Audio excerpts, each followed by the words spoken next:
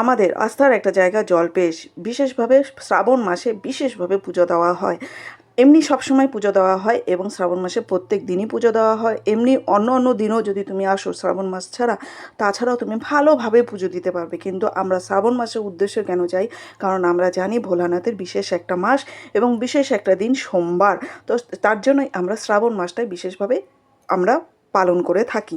কিন্তু যেখানটা কোনো ধর্মস্থান বা কোনো একটা অনুষ্ঠানে গেলে যদি ভক্তদের না দেখা হয়, তাহলে কিন্তু সেই জায়গাটা গিয়ে ভালো লাগে না। আমাদের কিন্তু খুবই কাছে জল্পেশ মন্দিরটা, কারণ অনেক দূর দূর থেকে, যত দূর দূর থেকে মানুষ আসে, ভক্তরা আসে, সেই তুলনায় আমাদের বলতে হবে একদম বাড়ির কাছে। তো আমরাও চলে গিয়েছিলাম শ্রাবণ মাসে সোমবারে জল ঢালতে। তো এখানটা দূর দূর থেকে লোক আসার কারণে, যার জন্য রবিবার করেই সবাই চলে আসে। রবিবার করে চলে এসে রাস্তাঘাটে মানে আশেপাশে যেখানটায় যে যেভাবে পারে রেস্ট করে, স্নান করে এবং রাতটুকু কাটায়। তারপরের দিন বাবার মাথায় জল ঢালে, সে আবার যার যার বাড়িতে চলে যায়। কিন্তু হচ্ছে হলো অন্য অন্য দিন আসলে পরে তুমি একদম পুরোটা ফাঁকা পাবে, আর হচ্ছে হলো বাবার মাথায় জলও ভালো করেই ঢালতে পারবে।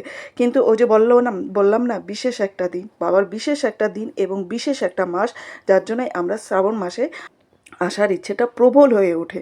আর এই সময় যে কোনো একটা স্থানেই তুমি যখন যাবে, ভক্তদের যদি না দেখো, বা যে কোনো একটা অনুষ্ঠান যাবে, সেখানটা যদি তুমি কোনো গেস্টকেই যদি না দেখো, তাহলে কিন্তু সেই জায়গাটা যাওয়ার মজাটা বা আনন্দটাই থাকে না।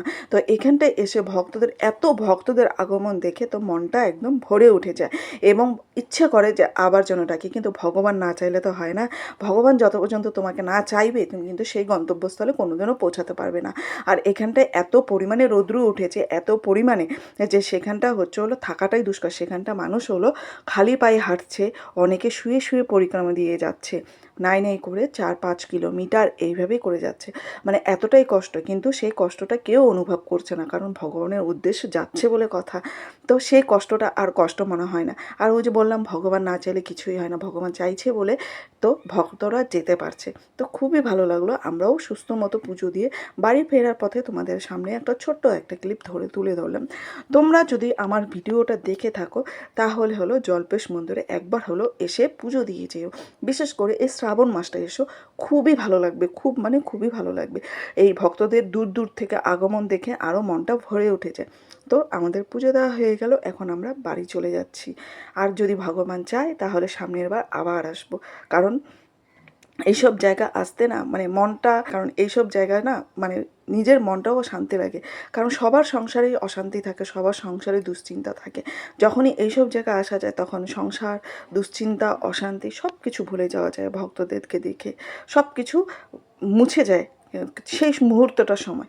তো তোমরাও যেখানে থাকো না কেন, সেখানে একবার হলো পরে এখানটা এসে ঘুরে যেও, ভালো লাগবে।